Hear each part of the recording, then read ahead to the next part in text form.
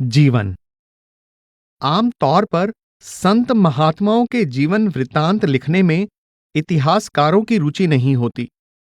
इसीलिए संतों के जीवन के बारे में जो थोड़ी बहुत जानकारी मिलती है, वह ज्यादातर उनके अनुयायियों द्वारा ही मिलती है। इसके अलावा उनकी अपनी वाणी में भी उनके जीवन के बारे में कुछ संकेत मिल जाते हैं।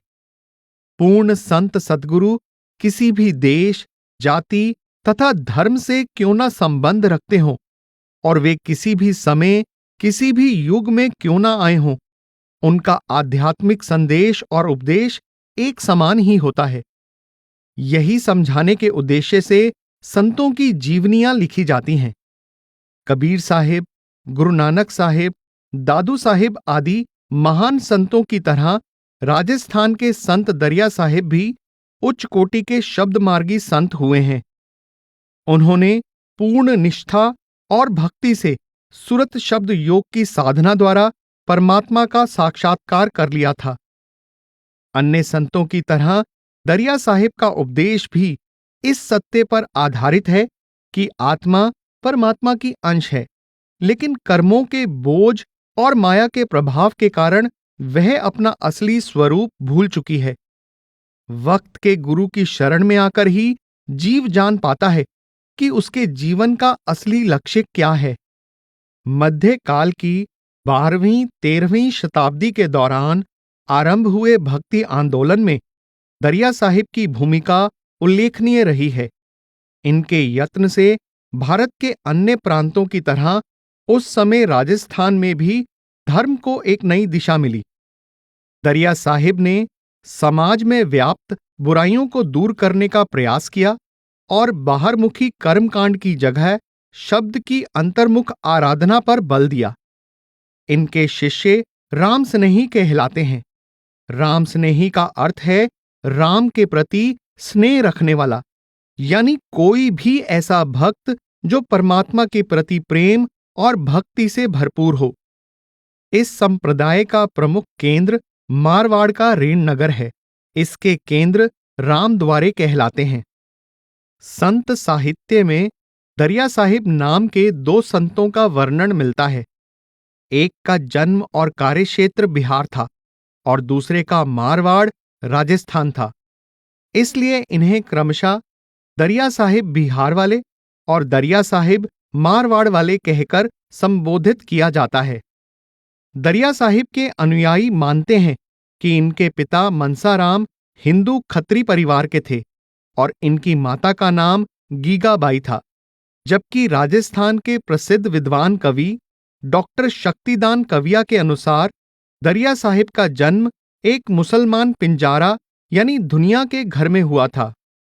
पदमदास, जो संत मोतीराम के शिष्य और दरिया साहिब के प्रशिष्य थे, वह भी इस मत से सहमत हैं कि इनका जन्म जैतारण गांव में एक मुसलमान दुनिया परिवार में हुआ था। दरिया साहिब ने भी अपनी वाणी में अपने आप को दुनिया कहा है। जो दुनिया तो भी मैं राम तुम्हारा, अधम कमीन जाति मतिहीना, तुम तो हो सिरताज हमारा। राजस्थान में एक दौर ऐसा भी आया जब बार बार होने वाले बाहरी हमलों के कारण समाज में अशांति और अस्थिरता का माहौल बन गया। कहा जाता है इससे दुखी होकर दरिया साहिब के पिता मनसाराम तथा उनकी माता गीगाबाई ने द्वारिका जाने का निर्णय लिया। वहां पर वे कई महीनों तक प्रभु की भक्ति में लीन रहे। ऐसा माना जाता है कि भगवान की कृपा से विक्रमी संवत 1733 भाद्रपद कृष्ण जन्माष्टमी के दिन अचानक उन्हें दरिया की लहरों पर तैर रहे कमल के पुष्प पर बैठा एक अत्यंत तेजस्वी बालक दिखाई दिया। वे दोनों उस ओर दौड़ पड़े और बालक को उठाकर हृदय से लगा लिया। बालक को पाकर अपने आप को धन्य मानते हुए वे उसे लेकर वापस जैतारण लौट आए। दरिया से प्राप्त होने के कारण लोग इन्हें दरियाव नाम से पुकारने लगे। पदमदास द्वारा लिखी उनके बचपन की घटनाओं में एक प्रसंग यह भी है। जैतारण में एक दिन बालक दरियाव सो रहे थे कि तभी एक सर्प इनके समीप आया और फन फैलाकर इन पर छाया करने लगा। जब मां गीगाबाई ने यह देखा तो वह हैरान रह गई और भयभीत भी हुईं। माता पिता ने काजी मुल्लाओं को बुलाकर इस घटना का मर्म जानना चाहा। काजी ने कहा, तुम्हारा पुत्र अल्लाह की कला का अंश है। यह पैगंबर जैसे लक्षणों वाला है। बादशाह, प्रजा, छत्रधारी, धनधारी सभी इसके चरणों में शीश नवाएंगे।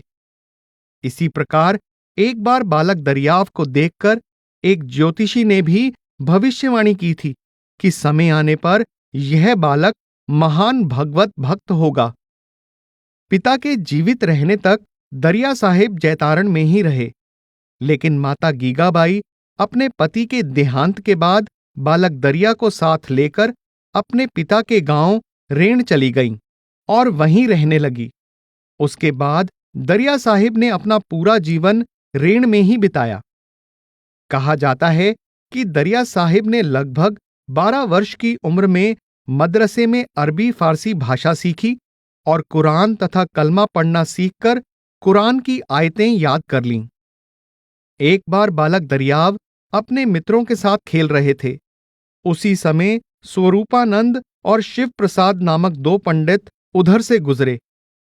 वे दोनों उस बालक के तेजस्वी मुखड़े को देखकर इतने प्रभावित हुए कि माता गीगाबाई के पास जाकर बालक दरियाव को अपने साथ काशी ले जाने की विनती की, ताकि वह शास्त्रों का गूढ़ ज्ञान प्राप्त कर सके।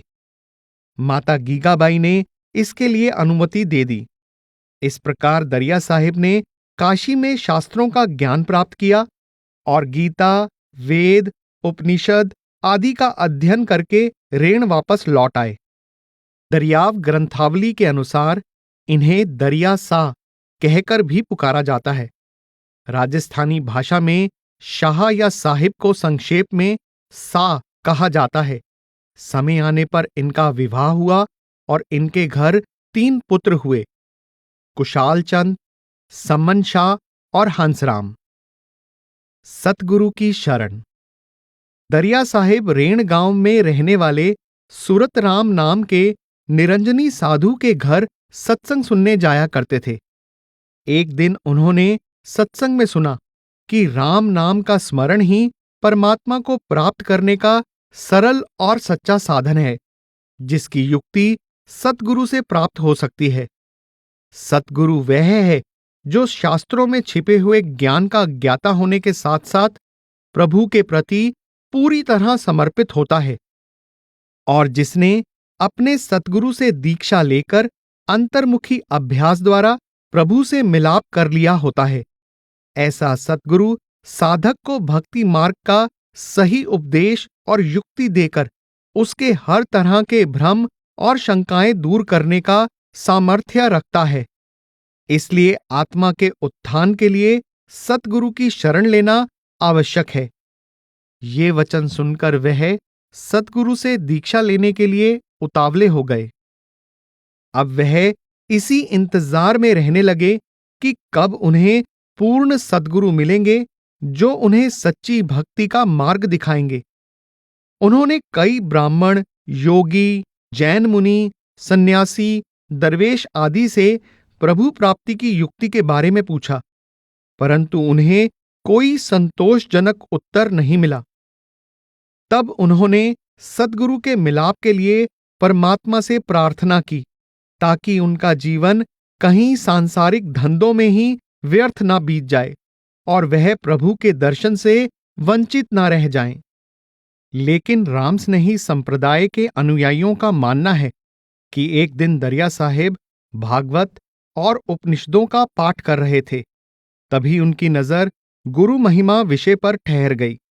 इसी के फलस्वरूप उन्हें सद्गुरु की शरण में जाने की प्रेरणा मिली और साथ ही साथ मन में तड़प पैदा हुई। तब गुरु से मिलाप के लिए उनकी हालत विरहणी जैसी हो गई।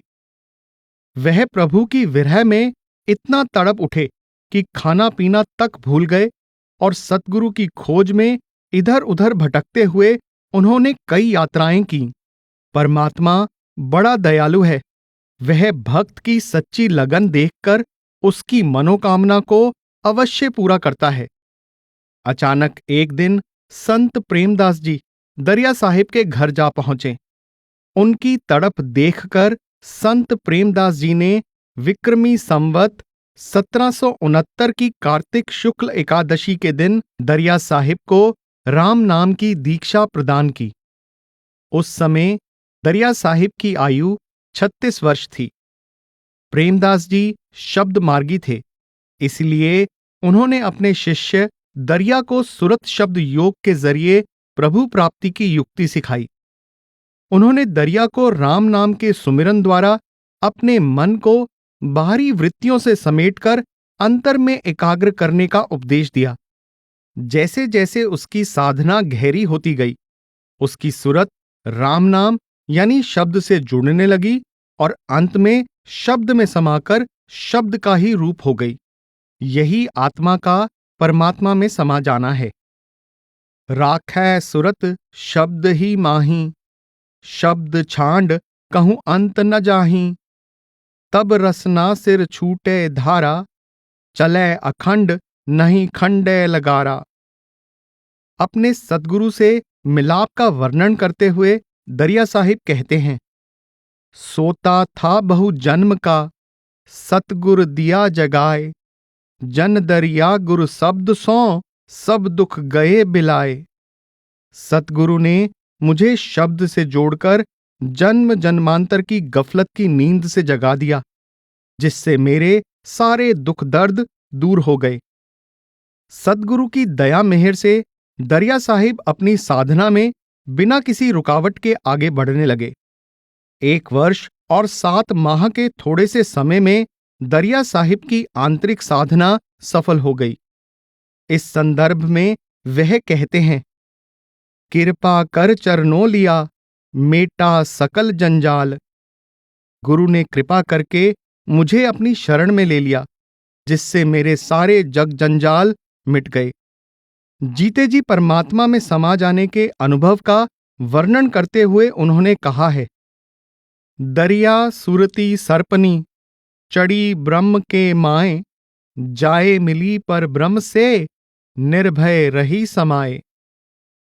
धीरे धीरे सारे मारवाड़ में दरिया साहिब की महिमा होने लगी। परिवार की जिम्मेदारी निभाते हुए भी वह भक्ति में लीन रहते थे।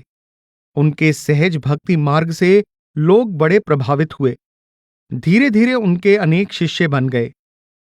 दरिया पंथियों का विश्वास है कि दरिया साहिब के जन्म से 100 वर्ष पहले दादू साहिब ने यह भविष्यवाणी की थी, देह पड़ंता दादू कहे, 100 बरसां एक संत। रैन नगर में परगटै, तारै जीव अनंत। दूर दूर से लोग दरिया साहिब के दर्शन के लिए आने लगे। जीवों का उद्धार करने के लिए उन्होंने अनेक स्थानों का भ्रमण भी किया। दरिया साहिब घर गृहस्थी की जिम्मेदारी निभाने के साथ साथ अपना समय रूहानी अभ्यास में लगाया करते थे। किसी ने एक बार दरिया साहिब से पूछा कि आपका सारा दिन रुई धुनने में बीत जाता है और आप घर गृहस्थी की सारी परेशानियों का भी सामना करते हैं, क्या ये सब आपकी भक्ति में बाधा नहीं डालते? आप यदि वैरागी हो जाते तो लोग आपके उपदेश से अधिक लाभ प्राप्त करते। दरिया साहिब ने कहा, हाथ काम मुख नाम है, हृदय सांची प्रीत। दरिया गृही साध की, एही उत्तम रीत। गृहस्थ आश्रम सभी आश्रमों में श्रेष्ठ है। इसमें हाथ काम काज में लगे रहते हैं, जबकि मुंह से राम नाम का सुमिरन चलता रहता है। मैंने यही वृत्ति अपना रखी है और सभी को ऐसी वृत्ति अपनाने का उपदेश देता हूं। उनके शिष्य भी अपने अपने घरों में रहकर ही साधना किया करते थे। नारी के प्रति दरिया साहिब का दृष्टिकोण बहुत उदार था। उनका मानना था कि नारी जननी है, इसलिए वह मनुष्य के पतन का कारण हो ही नहीं सकती। उसकी निंदा करके श्रेष्ठ समाज की कल्पना करना मूर्खता है। नारी जननी जगत की, पाल पोस दे पोष, मूरख राम बिसार कर, ताही लगावै दोष। अपने एक शिष्य के सेवा भाव, श्रद्धा और प्रेम के बारे में दरिया साहिब के जीवन का एक दृष्टांत है कि एक बार वह महाराजा विजय सिंह के निमंत्रण पर मेड़ता में गए और वहां प्रतिदिन सत्संग करने लगे। वहां का एक निवासी फतेहचंद भोजक भी सत्संग सुनने आता था।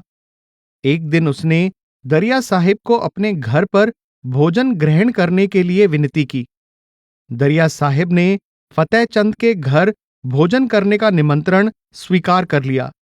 फतेहचंद इतना भावुक हो गया कि उसने उनको घी के स्थान पर तेल परोस दिया और उनके भोजन करने के बाद फतेहचंद को इस भूल का पता चला। उसने दरिया साहिब से अपनी इस भूल के लिए क्षमा मांगी। दरिया साहिब ने कहा कि दुखी होने की कोई बात नहीं है। उन्हें तेल में घी का ही स्वाद आया, क्योंकि उसकी श्रद्धा और प्रेम ने तेल को घी में बदल दिया। उन्होंने फतेहचंद को दिलासा दिया कि उस भोजन में उन्हें इतना रस मिला जो राजा के भेजे हुए भोजन में भी कभी नहीं मिला। देह त्याग। दरिया साहिब के परम धाम सिधारने के बारे में पदम दास ने लिखा है कि उपदेश देते देते दरिया साहिब का शरीर शिथिल होने लगा। मार्गशीर्ष शुक्ल पूर्णमासी सन 1815 को 82 वर्ष 112 दिन की आयु में वह ध्यान मग्न होकर इस भौतिक शरीर का त्याग करके परम धाम सिधार गए। बरस 82 सात पख 7 दिन सिर ताज, दरिया धाम पधारिया सार्या सबका काज। दरिया साहिब अपने समय के उच्च कोटि के महात्मा और महान शब्द मार्गी संत हुए हैं। उनकी वाणी से लोगों को न केवल उस समय के भक्ति मार्ग पर चलने की प्रेरणा मिली, बल्कि आज भी भक्तों को मार्गदर्शन मिल रहा है। रचनाओं का परिचय। दरिया साहिब के दोहों और पदों की संख्या लगभग 1 लाख मानी गई है, परंतु इस समय उनकी बहुत कम वाणी उपलब्ध है। इस बारे में यह प्रसंग प्रचलित है कि एक बार उनके किसी शिष्य ने उन्हें एक दोहा पढ़कर सुनाया और फिर उनके कहने पर उनकी सारी वाणी को लाखा सागर के अथाह जल में प्रवाहित कर दिया। वह दोहा इस प्रकार है। अनुभव झूठा थोथरा, निर्गुण सच्चा नाम, परम ज्योत परचे भई, तो धुआं से क्या काम। ऐसा भी माना जाता है कि उनके मामा का पुत्र फतेहराम उनसे बहुत द्वेष रखता था। एक बार उसने उनकी वाणी के कुछ पन्नों को चुराकर उन्हें आम रास्ते में फेंक दिया।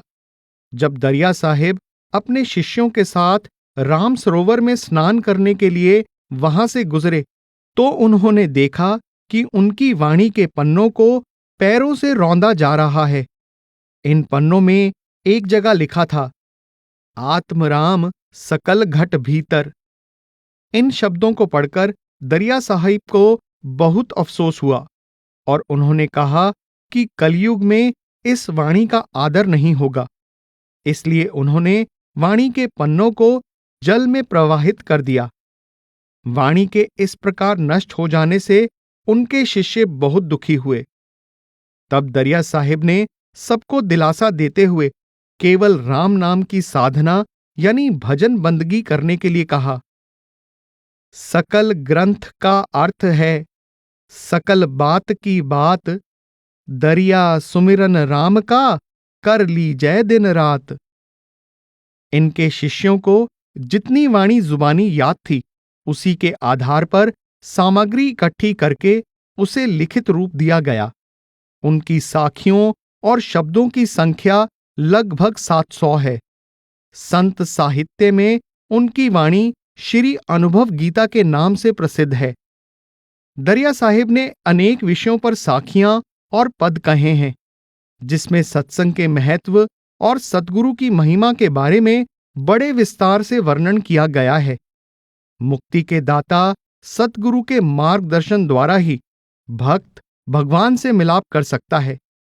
दरिया साहिब की अंतर्मुख अभ्यास संबंधी वाणी में उनके गूढ़ अभ्यास और अनुभव की झलक मिलती है। उनकी वाणी में भक्त और भगवान के मिलाप का भी बहुत सुंदर वर्णन है।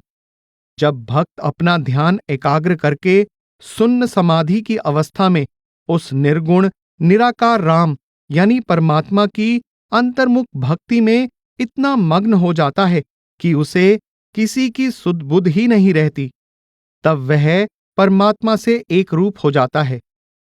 इनकी वाणी में बोलचाल की मारवाड़ी भाषा का प्रयोग किया गया है, जिस पर ब्रज भाषा का भी प्रभाव दिखाई देता है। फारसी अरबी शब्दों जैसे रहीम, हवाल, दरद, हुक्म, सुल्तान, गल्तान, गुजरान, शैतान, खबर, दीवाना, मंजिल, हाजिर, दरवेश आदि का भी प्रयोग हुआ है। भाषा सहज और मधुर है, जो हृदय को छू लेती है।